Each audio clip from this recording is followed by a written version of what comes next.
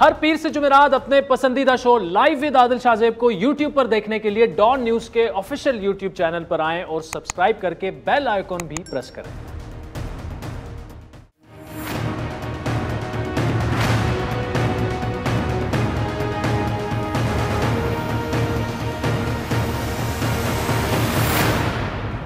अस्सलाम वालेकुम, मैं हूं आदिल शाहजेब। साबिक chief justice retired Saqib Nisar ने 2018 के इलेक्शन से पहले नवाज शरीफ और मरियम नवाज को किसी सूरत रिहा ना करने के लिए एक जज को अहकामात दिए थे। यह है वो तहलका खेज इंकशाफ जिसने पाकिस्तान के सियासी मंजरनामे को हिला के रख दिया है। द न्यूज़ अखबार के एडिटर इन्वेस्टिगेशन अंसार अब्बासी की खबर में दावा किया गया है कि गिलगित बल्तिस्तान के साबिक चीफ जस्टिस जनाब जस्टिस रिटायर्ड राना शमीम ने साकिब निसार को एक टेलीफोन कॉल के दौरान यह अहकामात देते हुए खुद सुना था। राना शमीम ने इस हैरान कुन गुफ्तगू की तस्दीक लंदन में एक मुसद्दिका हल्फनामे पर की है। राना शमीम ने अपने हल्फिया बयान में लिखा कि नवाज शरीफ और मरियम नवाज को इलेक्शन के इनेकाद तक जेल में रहना चाहिए।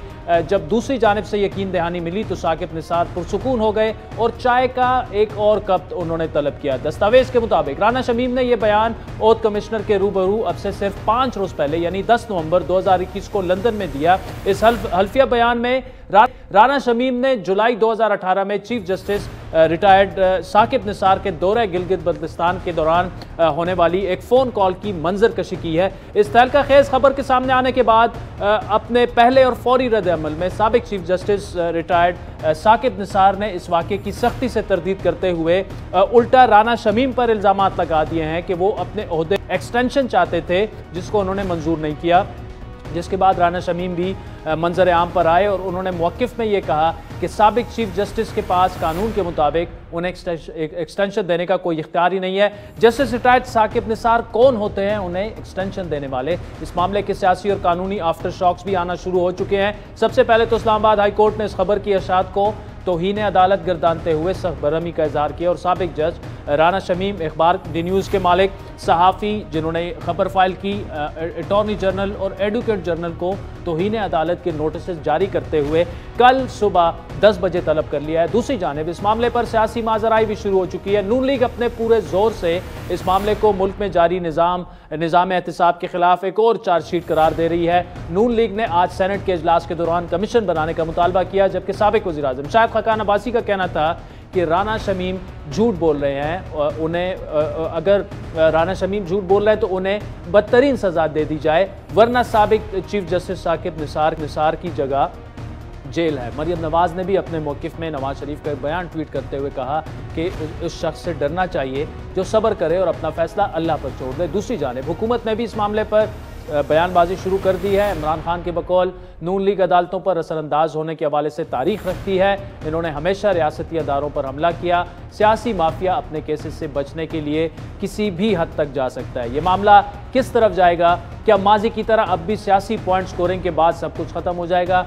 या आला अदालतें जो हैं अपनी साख के दिफा के लिए दूध का दूध और पानी का पानी करेंगी? तफसीली गुफ्तगू करेंगे। वफाकी वज़ीर इत्तलात फवाद चौधरी हमें ज्वाइन करेंगे। नून लीग के नायब सदर खुर्रम दस्तगीर के हमारे साथ शामिल होंगे। लेकिन अब से कुछ देर पहले लाइव विद आदिल शाहजेब के लिए हमने रिकॉर्ड किया साबिक chief justice retired Saqib Nisar से खुसूसी गुफ्तगू की और उन्हीं की दरख्वास्त पर उनका जो ऑडियो इंटरव्यू है उन्होंने दरख्वास्त ये की थी कि तहरीरी तौर पर मेरा ये मौक़िफ़ जो है वो अपने प्रोग्राम में नशर किया जाए। इस खबर से मुतालिक जस्टिस रिटायर्ड साकिब निसार से तफसीलात जानना चाहीं तो उन्होंने कहा कि वो मनोअन जो हैं जो मैं आपके सामने रखता हूं, जो उन्होंने मुझे बताया। हमने उनसे सवाल किया कि आज अंसार अब्बासी की खबर का जो मामला आगे बढ़ गया है अब अदालत तक पहुंच चुका है, इसमें आप पे यकीनी तौर पर संगीन इल्ज़ामात लग रहे हैं, आप क्या कहेंगे? तो जस्टिस रिटायर्ड साकिब निसार का हमें यह कहना था कि मैं अपनी छुट्टियों में ज़रूर गिलगित बल्तिस्तान गया, वहाँ पर रेस्ट हाउस में ठहरा, 1-2 बार चीफ जस्टिस गिलगित बल्तिस्तान राना शमीम ने फैमिली के साथ हमारा खाना किया। जस्टिस रिटायर्ड साकिब निसार के बकौल जस्टिस रिटायर्ड राना शमीम के कुछ फैसले ऐसे थे जिसमें उन्होंने पाकिस्तान के कई इदारों को अहकामात देने शुरू कर दिए थे, जैसे कि किसी एयरलाइन को अहकामात दिए, पीटीडीसी के रेस्ट हाउस को स्कॉट हाउसेस डिक्लेयर किया। तो उनके कई ऐसे फैसले थे जिनको मैंने यानी जस्टिस रिटायर्ड साकिब निसार ने मनसूख कर दिया था। इसके बाद राना शमीम ने उनसे गिला किया कि मैंने उनके कई फैसले मनसूख करके ऑब्जर्वेशन देकर उनके साथ ज्यादती की। जस्टिस रिटायर्ड साकिब निसार का कहना था कि उन्होंने राना शमीम से पूछा कि किस बात की ज्यादती, तो उन्होंने जवाब दिया कि मेरी एक्सटेंशन का केस था, लेकिन आपकी ऑब्जर्वेशन और फैसलों को मनसूख करने की वजह से तोसी की समरी मुस्तरद हो गई और उन्हें मजीद 4 साल का मौका ना मिल सका। साकिब निसार के बकौल अब ये सारा मामला जज साहब ने किसी और मकसद के लिए किया है। ये तो 4 साल पुरानी बात है, आज एकदम से उन्हें कैसे इंकिशाफ उन्होंने कर दिया। जस्टिस रिटायर्ड साकिब निसार के बकौल ये कुछ आगे होने वाला है या हो रहा है जिसकी पेशबंदी की जा रही है। यहाँ पर नाज़रीन दोबारा मैं आपको बताते चलूँ, उन्होंने कहा कि आगे कुछ होने वाला है जिसकी ये पेशबंदी की जा रही है और इसीलिए ये इंकिशाफात भी सामने आए हैं। ये कहना था जस्टिस रिटायर्ड साकिब निसार का। हमने साबिक चीफ जस्टिस साकिब निसार से अगला सवाल ये किया कि क्या वो इस तमाम मामले पर कोई कानूनी चार्जोई का इरादा रखते हैं, क्योंकि ये मामला तो अब सियासी रुख इख्तियार कर चुका है, जिस पर उनका जवाब था कि ऐसे अनासिर के खिलाफ वो किसी कानूनी चार्जोई का इरादा नहीं रखते। जस्टिस रिटायर्ड साकिब निसार के बकौल वो किसी कानूनी चार्जोई का इरादा नहीं रखते। साबिक चीफ जस्टिस से अगला सवाल हमारा ये था कि क्या अगर आपको किसी कमीशन में बुलाया गया इस मामले में तो आप पेश होंगे। इस पर उन्होंने जवाब दिया कि मुझे क्यों कोई कमीशन बुलाएगा, मेरा क्या ताल्लुक इसके साथ और किस बात का कमीशन। एक आदमी ने झूठा हल्फनामा दे दिया है, ये कहना था जस्टिस रिटायर्ड साकिब निसार का, जिस पर अगला सवाल हमने ये किया कि ये हल्फनामा लंदन में रजिस्टर्ड हुआ, वहाँ कानून काफ़ी सख्त होते हैं, तो आप ये फरमा रहे हैं कि क्या लंदन में भी झूठा एफिडेविट बन सकता है, जिस पर जस्टिस रिटायर्ड साकिब निसार ने जवाब दिया कि लंदन में भी ऐसा हो सकता है। जज साहब भी लंदन में है, लंदन में इस वक्त बहुत सारी चीज़ें हो रही हैं। बड़ी मानी खेज बात यहाँ पर साकिब निसार साहब ने की। साबिक चीफ जस्टिस साकिब निसार से हमने ये भी पूछा कि इस मामले पर तौहीन अदालत की कार्रवाई भी कल से शुरू हो चुकी है, जिसमें 6 लोगों को तलब किया गया है। क्या आप इस मामले को अहमियत नहीं देते? इस पर उन्होंने जवाब दिया कि मेरे लिए ये मामला कोई अहमियत नहीं रखता। मैं जब कहता हूं कि मैंने किसी को फ़ोन नहीं किया, मैं साबिक चीफ जस्टिस हूं, मेरी दयानतदारी और साख इंतहाई अहम है, ये कोई और ही मामला है। यहाँ पर एक दफ़ा फिर मानी खेज बात वो कर गए, ये कोई और ही मामला है। आखिरी सवाल साकिब निसार साहब से हमने ये पूछा कि साबिक वज़ीर आज़म शाहिद खाकान अब्बासी के बकौल अगर जस्टिस रिटायर्ड राना शमीम गलत बयानी कर रहे हैं तो उन्हें जेल में होना चाहिए, लेकिन अगर वो दुरुस्त कह रहे हैं तो जस्टिस रिटायर्ड साकिब निसार को जेल में होना चाहिए। इस पर उन्होंने बहुत ही मुख्तसर लेकिन दिलचस्प जवाब को ज्यों दिया।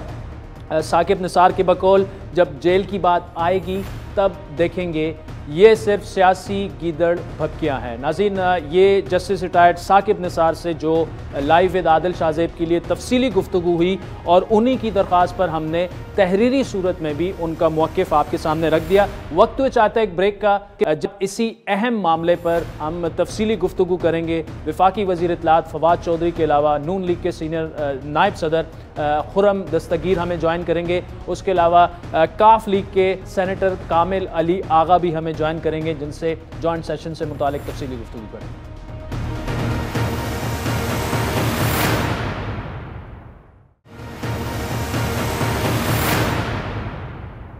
वेलकम बैक नाज़रीन। बड़ा अहम मामला है। ब्रेक से पहले जस्टिस रिटायर्ड साकिब निसार का जो तफसीली वर्जन था, तफसीली इंटरव्यू हमारी जो उनसे बात हुई लाइव विद आदिल शाहज़ेब में, और उन्हीं की दरख्वास्त पर बाकायदा तहरीरी तौर पर हमने उनका मौक़िफ़ आपके सामने रखा। इस वक्त वफाकी वज़ीर इत्तलात और नशियात फवाद चौधरी साहब हमारे साथ मौजूद है। चौधरी साहब, राना शमीम के इल्ज़ामात पर प्रेस कॉन्फ्रेंस की ज़रूरत क्यों पेश आई? हुकूमती मौक़िफ़ अब सामने तो आ गया है, लेकिन क्या वजह है कि आपको अपने वर्जन के साथ आना पड़ा? एक साबिक जज दूसरे साबिक जज पर इल्ज़ामात लगा रहे हैं, इसमें ना तो तरीक़े इंसाफ का कोई लेना देना है, ना तो हुकूमत का लेना देना है। क्यों ज़रूरी महसूस किया आपने कि प्रेस कॉन्फ्रेंस की जाए इस पर और वर्जन दिया जाए?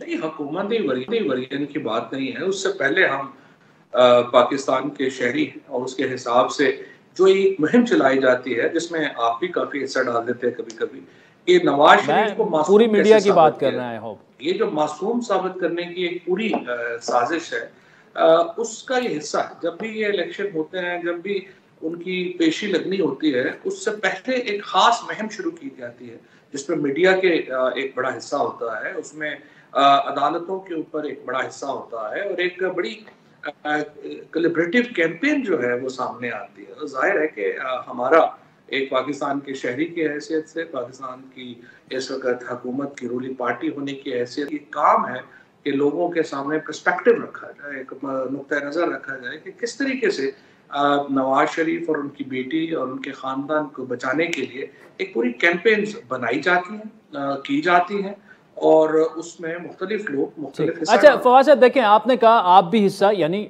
आपकी मुराद मीडिया से है, मीडिया के पास लेकिन अगर खबर आ जाए और मीडिया अगर ना चलाए तो फिर मसला होता है। फॉर एग्जांपल नून लीग कहेगी देखें जी आप तो सिर्फ हुकूमत का वर्जन चला रहे हैं, हमारा नहीं चला रहे। अब एक एफिडेविट है, वो रिपोर्ट हो चुका है, लंदन में बाकायदा अटेस्टेड है, अंसार अब्बासी साहब ने स्टोरी कर दी है, उसमें साकिब निसार का वर्जन भी है। तो मामला अदालत में, मीडिया क्यों ना रिपोर्ट करे इसको? देखिए, आप इससे पहले बीबीसी के ऊपर काम करते रहे हैं और आपको अच्छी तरह मालूम है कि एक इंटरनेशनल मीडिया ऑर्गेनाइजेशन जो है वो कैसे काम करती है। अगर आपके पास एक स्टोरी आई है जिसकी एक पूरी लीगल डायमेंशन है, क्या आप तसव्वुर भी कर सकते हैं कि वो स्टोरी बगैर और लीगल ओपिनियन के या बगैर जो है वो एडिटोरियल कंट्रोल किस तरह से छाप दी जाए? अब इस स्टोरी में आप देखिए कि क्या किया, एक सिटिंग जज है इस्लामाबाद हाई कोर्ट के, बहुत ही नेक नाम जज है, उनका जो है वो नाम दिया गया विदाउट रियलाइजिंग कि जब ये केस हो रहा था उस वक्त तो वो जज नहीं थे। तो इसका मतलब ये है कि फैक्ट चेकिंग की जरूरत ही महसूस नहीं की गई और एक कंट्रोवर्शियल करने की कोशिश की गई चीफ जस्टिस को और जज को और अदालती निज़ाम को। और मेरा ये ख्याल है कि ये बदतरीन किस्म की एक केस है जिसमें या पूरे इदारे को इस तरह से बदनाम करने की कोशिश। देखिए बात ये तो अब मामला अदालत में, कल मुअज़्ज़ज़ अदालत ने सबको मंगवा लिया जिन्होंने स्टोरी की है, एडिटर कौन है, अंसार अब्बासी समेत सबको बुला लिया, लेकिन ये इल्ज़ामात तो साकिब निसार साहब पर इससे पहले भी लग चुके हैं। नून लीग तवातुर से ये कहती रही है, मतलब वो बार बार एक तो जो बाकायदा टेलीफोन कॉलें आई, उन्हें बताया गया, जस्टिस रिटायर्ड शौकत सदीकी की मिसालें दी जा रही हैं, उनकी तकारीर और रिकॉर्ड पे मौजूद हैं। इसके अलावा एक और जस्टिस साहब थे जो अब दुनिया में नहीं रहे, मैं उनका नाम नहीं लूँगा इसीलिए। तो ये पहली दफ़ा तो नहीं है, ये तीसरी मरतबा ये हो रहा है।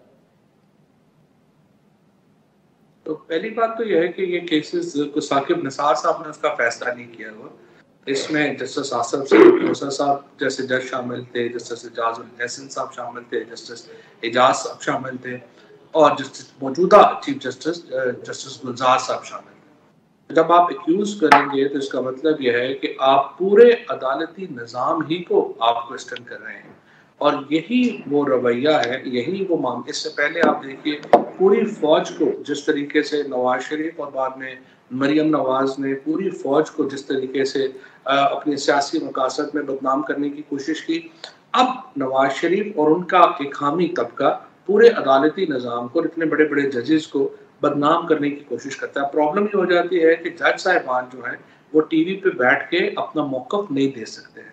तो आप ये समझते हैं कि इस तरह की जो रिपोर्टिंग है, इस तरह की जो एक्विजिशन है, उसको आराम से बर्दाश्त कर लिया जाए और आगे चले जाए। सो नवाज शरीफ के ऊपर बड़े इल्ज़ाम तो बड़े सीधे सीधे थे। उन्होंने और उनकी बेटी ने कहा कि हमारी लंदन तो क्या पाकिस्तान में भी कोई जायदाद नहीं। अब आप खुद भी अभी मिल के आए नवाज शरीफ साहब को और उसी अपार्टमेंट में मिल के आए जिसका उनके ऊपर इल्ज़ाम है और वो उसी में रह रहे हैं। तो सवाल ये था कि वो अपार्टमेंट्स को जो अरबों रुपए के हैं और उसके अलावा भी जो उनकी प्रॉपर्टीज़ हैं वो पाकिस्तान की प्रॉपर्टीज़ हैं, क्योंकि वो पाकिस्तान से जो पैसे मध्यांती से लेके गए उससे वो बनाई खरीदी गई। वो उनका सवाल है, वो सबके सामने है, उनका लाइफस्टाइल सबके सामने है, उनके बच्चे सारे मफरूर हैं, वो सबके सामने हैं और उनके ऊपर जो मुकदमात हैं वो हरफ ब हरफ दुरुस्त साबित।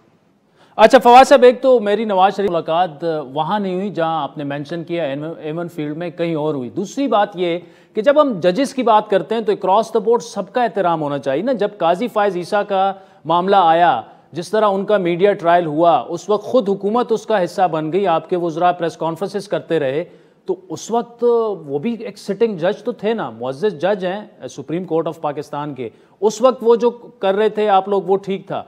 अब ये जो हो रहा है तो ये ठीक नहीं है। बिल्कुल फायजीसा साहब को एक्चुअली उन्होंने क्या किया है, उन्होंने खुद को एक मौक्कल के तौर के ऊपर पेश किया। वो जज के तौर के ऊपर जब तक रहे हैं उनके ऊपर कोई तनकीद नहीं हुई, ना ही उन्होंने कोई बात की, लेकिन जब वो खुद को एक मौक्कल के तौर के ऊपर, वकील के तौर के ऊपर या स्टाइल के तौर के ऊपर पेश करेंगे, दूसरा नुक्ता नजर आएगा। उनके केस को नवाज शरीफ के केस से तशबीह देना तो मेरा ख्याल मुनासिब नहीं। ठीक, अच्छा मुअज़्ज़ज़ अदालत एडवोकेट जनरल अटॉर्नी जनरल साहब को तो कल मंगवा लिया, क्या हुकूमत बाकायदा तौर पर एक फरीक बनेगी मुकदमे में?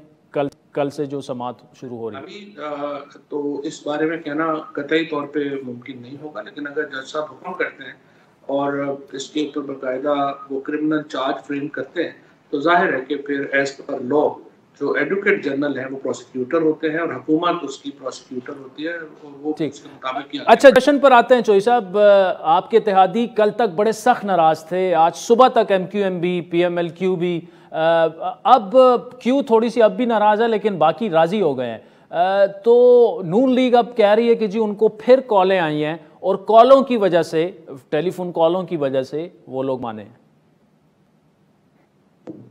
देखिए जी, बात यह है कि ये तो नून लीग का एक वतीरा रहा है और अगर उनके ख्याल में दोबारा जो मामला थे वो समझ, पहले उन्होंने खुद ही कहा था कि मामला खराब है, मैंने तो पहले ही कहा था कि एक पेज के ऊपर है। अब अगर वो भी कह रहे हैं कि पाकिस्तान में, कि आप देखिए ना प्रॉब्लम क्या आती है, प्रॉब्लम ये आती है कि आप एक हफ्ता पहले फौज के खिलाफ कैंपेन करें, फिर दूसरा हफ्ता आप डील करने की कोशिश करें, तीसरे हफ्ते फिर कैंपेन शुरू कर दें। इससे पता क्या चलता है? इससे आपको पता ये चलता है कि नून लीग जैसी जो जमातें हैं उनके अपने पाँव नहीं है। वो क्या करना चाहते हैं कि सिर्फ एक फैमिली को बचाने के लिए वो सारी सियासत अपनी बुनते हैं। वो सियासत आगे चलती नहीं है, वो बैठ जाती है, वो भी बैठ जाते हैं। लिहाजा ये क्या पॉलिटिक्स हुई कि एक दिन आप जो है वो फौज के साथ हैं, उनके नैरेटिव को सपोर्ट कर रहे हैं, फिर अगले दिन आप खिलाफ हो जाते हैं, फिर तीसरे दिन इधर हो जाते हैं। सो अभी तक तो नून लीग को समझ ही नहीं है कि वो आखिर चाहते। अच्छा, तो वादियों को अगर कॉलें आई भी हैं बिलफर्ज, तो क्या इसका मतलब ये लिया जाए कि जो एक पेज का बार बार कहा जा रहा है कि सफ़ा फट चुका है, वो फटा नहीं है, पेज बरकरार है? देखिए जी, कोई कॉलें आई हैं नहीं आई हैं इसका तो ज़ाहिर है कि मुझे तो नहीं पता, क्योंकि ये तो आपको वही बेहतर बता सकते हैं जिनको कोई कॉल आई हो। लेकिन असल बात यह है कि कोई भी जो सियासत करता है या जो सियासी हुकूमत होती है उसमें लोग ये कह के हुकूमत को नहीं छोड़ते कि जब दूसरी तरफ कोई फ्यूचर ना हो। इस वक्त सच्ची बात तो ये है कि लोग समझते हैं कि नून लीग का या for that matter Peoples Party का कोई फ्यूचर नहीं है, क्योंकि कोई 1 डिवीजन की पार्टी है, कोई 3 डिवीजन की पार्टी है, कोई 4 डिवीजन की पार्टी है, इससे ज्यादा तो उनका इस वक्त पॉलिटिकल डेप्थ नहीं है। तो चूंकि पॉलिटिकल डेप्थ नहीं है तो लोग उनके साथ जाने से झिझकते हैं और उसको वो फिर जो है वो अपनी गलतियां तस्लीम करने के बजाय वो एस्टेब्लिशमेंट के ऊपर इल्जामात लगाते हैं। असूलन तो उन्हें चाहिए कि अपनी गलतियां तस्लीम करें और अपनी पार्टी को नए सिरे से मुनज़्ज़म करने की कोशिश करें, जो हमें नजर चले।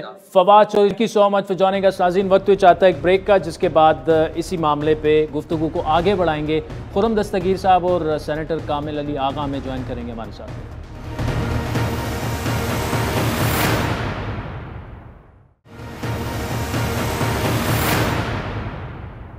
वेलकम बैक नाज़रीन। ब्रेक से पहले वफाकी वज़ीर इत्तलात फवाद चौधरी साहब का तफसीली इंटरव्यू आपने सुना। इस वक्त खुर्रम दस्तगीर साहब नून लीग के नायब सदर हमारे साथ मौजूद हैं। खुर्रम साहब, मामलात आप देख रहे होंगे, गिलगित बल्तिस्तान के साबिक चीफ जस्टिस ने जो एफिडेविट उनका सामने आया है, बहुत बड़ा उस पर एक एतराज़ ये हो रहा है कि ये जो चूँकि मामला सब जुडिस है, जो केसेस अदालतों में अभी चल रहे हैं, नून लीग अब केसेस पर असरअंदाज होने की एक और कोशिश कर रही है। फवाद चौधरी साहब ने शाम को प्रेस कॉन्फ्रेंस में भी यही कहा और हमारे इंटरव्यू में भी यही कहा कि जी ये तो सीधा सीधा तौहीन अदालत है।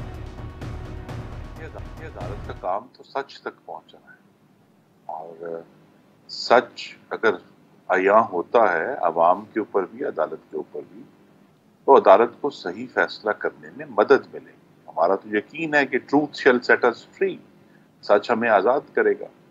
तो जो असल सवाल है वो ये है कि साबिक चीफ जस्टिस गिलगित बल्तिस्तान ने जो बयान हल्फी दिया है, क्या वो उस पर कायम है या नहीं।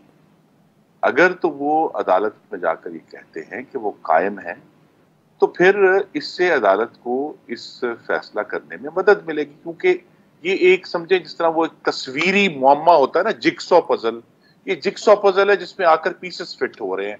पहला पीस जो था वो सुप्रीम कोर्ट का अपना जो फैसला था, एक तखयलाती तनख्वाह के ऊपर फिक्शनल सैलरी लेनी थी नवाज शरीफ ने, उसकी बिना पर उन्हें ताहयात नाहल किया गया। पहला वो पीस था।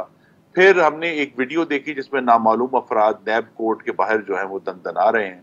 फिर हमने जज अरशद मलिक का पूरा एक सिस्टम देखा क्या हुआ, और अब हमने ये वाला जो एफिडेविट है। तो इससे जो तस्वीर बन रही है, वो तस्वीर में दो बातें हैं। एक तो ये है कि नवाज शरीफ के खिलाफ कानूनी और गैर कानूनी तरीकों से जो कैंपेन चलाई गई, ये बात वाज़ेह हो गई है, और अदलिया कॉम्प्रोमाइज हुई। अब अदलिया पर जो एतबार है उसको जरूर ठेस पहुंची है। दूसरी बात यह है कि उसका जो ताल्लुक था 2018 के इंतखाबात से और उस इंतखाबात की जो वैलिडिटी है उसके ऊपर, तो इन दोनों चीजों के ऊपर अब बहुत गहरे सवाल जो पहले ही मौजूद थे उनमें सिर्फ मजीद गहराई आ गई है कि ये जो मामला है, इस मामले को देखने की जरूरत है।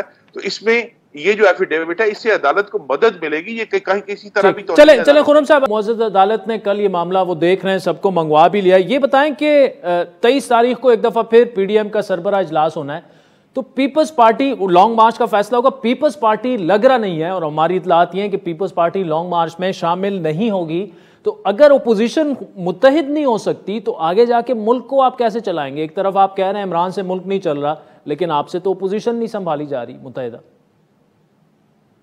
जी, सही रास्ते पे ना होने की बड़ी वाज़ेह मिसाल ये है कि जिस तरह के इंतखाबात हुए थे 2018 में, अवाम को वैसी ही हाकमियत मिली है, कॉम्प्रोमाइज्ड, नालायक, नाअहल, डिस्प्यूटेड, गरीब, दुश्मन, और उसका नतीजा हम सबके सामने है। अब पिछले हफ्ते में एक पेशरफ जरूर हुई कि तमाम अपोजिशन पार्लियामान की हद तक यकजा हुई। हम सब ने मिलकर बार बार अपने इत्तेहाद का मुजाहरा किया। 2 दफ़ा पिछले मंगल को हुकूमत को शिकस्त दी। नेशनल असम्बली में हमारे अददी अक्सरियत ज़्यादा थी हमारे पास, और उसके बाद भी हम सब इकट्ठे हैं। तो उसमें अगर लॉन्ग मार्च के मामले में अगर कोई इख्तलाफ होता भी है, मुझे ये उम्मीद है कि 23 से पहले पहले उसे हल कर लिया जाएगा, क्योंकि एक बहुत अच्छी और मुस्बत मिसाल हमने क्रिएट की है कि तमाम अपोजिशन जब इकट्ठे होकर अमल करती है तो उसमें कामयाबी हासिल होती है और हुकूमत को पसपाई होती है।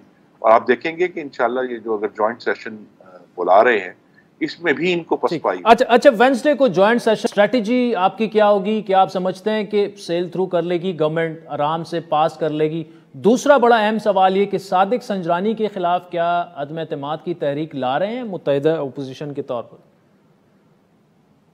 जी, पहले तो ये है कि जो जहाँ तक जॉइंट सेशन का मामला है उसमें अपोजिशन की एक टीम है, मुख्तलिफ जमातों के अरकान शामिल हैं, मुस्लिम लीग नून के भी हैं, पीपल्स पार्टी के भी हैं। क्योंकि जॉइंट सेशन है उसमें सेनेट के नंबर्स भी उतने ही अहम है जितने कौमी असम्बली के। तो हमारी जो कौम परस्त हमारी हैं पीडीएम में, वो भी हमारा साथ दे रहे हैं ताकि हम मतलूबा अक्सरियत हासिल करके हुकूमत को शिकस्त दे सकें। और उसमें सिर्फ इत्तेहादी जमातों से बात नहीं हो रही, हुकूमत के अंदर भी बहुत सारे ऐसे लोग हैं जो अब इमरान खान की हाकमियत के जनाजे को कंधा देने के लिए तैयार नहीं है। और उनके जो हलकों में जब वो जा रहे हैं तो अवाम उनसे पूछ रहे हैं कि आप क्या कर रहे हैं, जहाँ अगर चीनी 150 रुपये किलो है और घी 450 रुपये किलो हो गया। तो ये सवालात मौजूद हैं। तो दोनों में, इत्तेहादी जमातों में भी और हुकूमत के दरमियान भी, हुकूमती सफ़ों के दरमियान भी हम अपने लिए वोट तलाश करेंगे। दूसरा जो मामला है कि जॉइंट सेशन के बाद जो हम सोच रहे हैं कि सेनेट में या कौमी असम्बली में किसी भी स्पीकर, डिप्टी स्पीकर या चेयरमैन के खिलाफ तहरीक अदम एतमाद लाई जाए, उसका असल मकसद इस बात का तयन करना है कि क्या मुक़तदरा अभी भी इस हुकूमत को कंधा दे रही है या नहीं। अगर हमें ये महसूस हुआ इस अमल के दौरान कि ये मामला अगर वाकई आईनी तौर पर पाकिस्तान अब चल रहा है और ये जो हुकूमती मामलात हैं ये हुकूमत तक ही महदूद हैं, तो फिर उससे हमें अपनी अगली हिकमत अमली बनाने में बहुत मदद मिलेगी। तो इसलिए ये बिल्कुल ऑन द कार्ड्स है कि किसी एक ऐवान में ये टेस्ट किया जाए। यानी सादिक संजरानी अदम एतमाद ऑन द कार्ड्स है। इंजीनियर खुर्रम दस्तगीर साहब, thank you so much for joining us. नाज़रीन, वक्त हुए चाहते एक ब्रेक का, जिसके बाद बड़ा एक अहम इंटरव्यू आपके सामने ला रहे हैं। बुध को जॉइंट सेशन तहरीक इंसाफ ने तलब कर लिया है और अगर हुकूमत को शिकस्त हुई तो बहुत बड़ी शर्मिंदगी का सामना करना पड़ेगा और उसका पूरा दारोमदार काफ लीग पर है। काफ लीग क्या सोच रही है, सेनेटर कामिल अली आगा में ज्वाइन करेंगे हमारे साथ।